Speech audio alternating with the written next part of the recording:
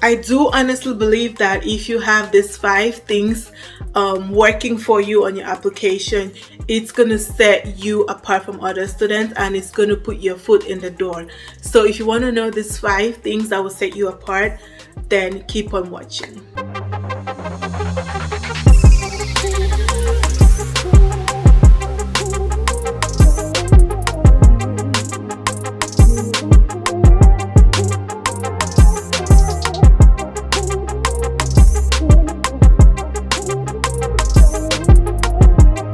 Guys, welcome back to my channel. I decided to stop by today to record a very short video telling you about some five very important or key aspects of your medical school application that I think you should be working on if you are thinking of going to medical school. I do honestly believe that if you have these five things working for you on your application, it's going to set you apart from other students and it's going to put your foot in the door. You can come up with a spreadsheet, right? And then write down the names of all the medical schools that you want to apply to, and then go to their website. So you have to start way in advance, way before you apply to medical school. Go to their various websites. They usually have a spot there for applicants, right? You can pull up all the requirements that they need for you to have their GPAs, MCAT scores, volunteer hours, research hours. You want to have all of those on that spreadsheet so you know what you're working towards, right? So that's the very first step, and not even one of the five important things in your application. But going back to those five important things, number one is going to be your pre-medical coursework GPA. This cannot be overemphasized. Programs do have to use filters, and one of these filters will be your MCAT and your GPA. So your pre-medical school GPA is very important. Like I said earlier, some programs will have a cutoff point, but you don't just want to get that cutoff point, right? Because it's very competitive. So you want to set yourself apart by getting that cutoff point and even higher so that you can stand out. Secondly, let's say your GPA is what it is. There's really nothing you can do about it.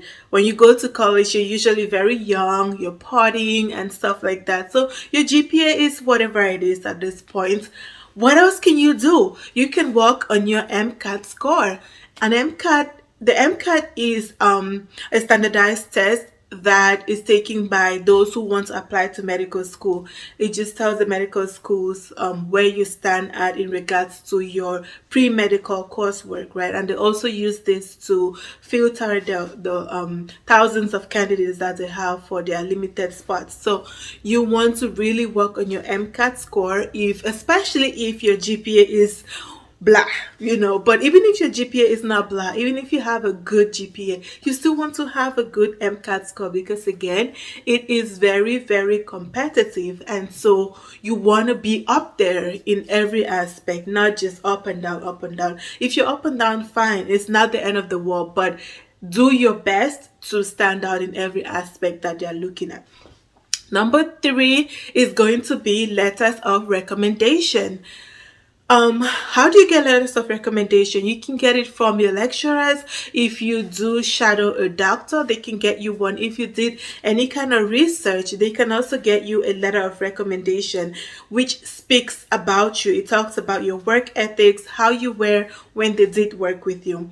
Medical schools do rely a lot on the letters of recommendation because that's really all they know about your work ethics. They're not going to work with you before they interview you, unless you are applying to medical school that's part of your undergrad, right? But if you're going to another medical school, that's all they have. They just have your documents and your letter of recommendation. So if someone can speak to your work ethic, how hardworking you are, how resilient you are, how passionate you are about the field of medicine, that goes a long way. It tells the schools that this is someone who really knows what they want and they're going to succeed, or more than likely succeed in medical school, because nobody wants to admit someone in their school who is not going to make it.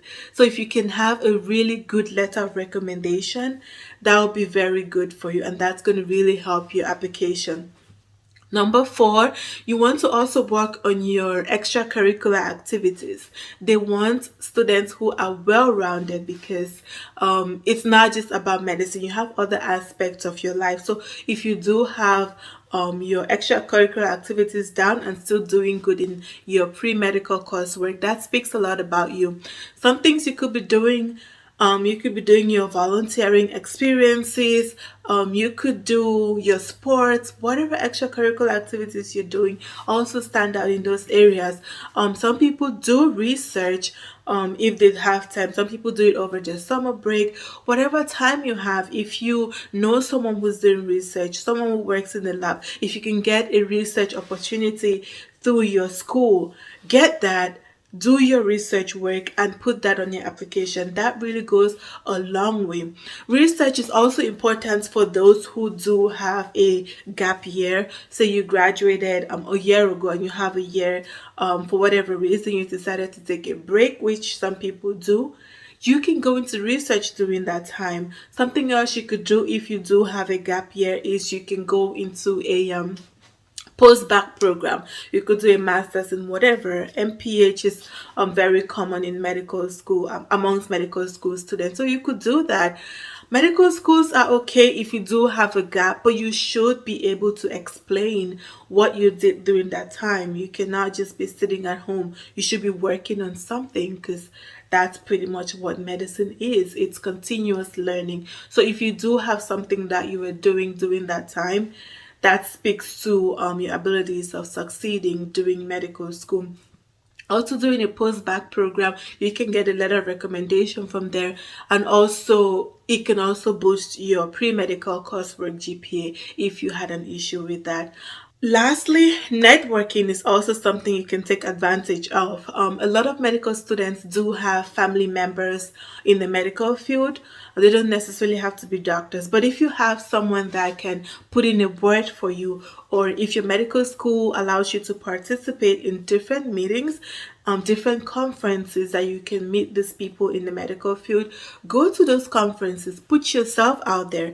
Medical schools like people who take the initiative, people who put themselves out there, because that's who you are, right? You're a doctor, so you have to know what you want and take steps towards that. So if you have conferences around your area you can go to, or just having someone to put in a word for you, that goes a long way to help your medical school application. So those are the 5 things I wanted to mention real quick in this video. Please don't take this lightly. Medical school's entrance is very competitive, so do your best to get this going and to be on top and very competitive when you're sending in your application. So that will be all for today's video, and again, thank you so very much for tuning in and watching my video. I hope that this was helpful.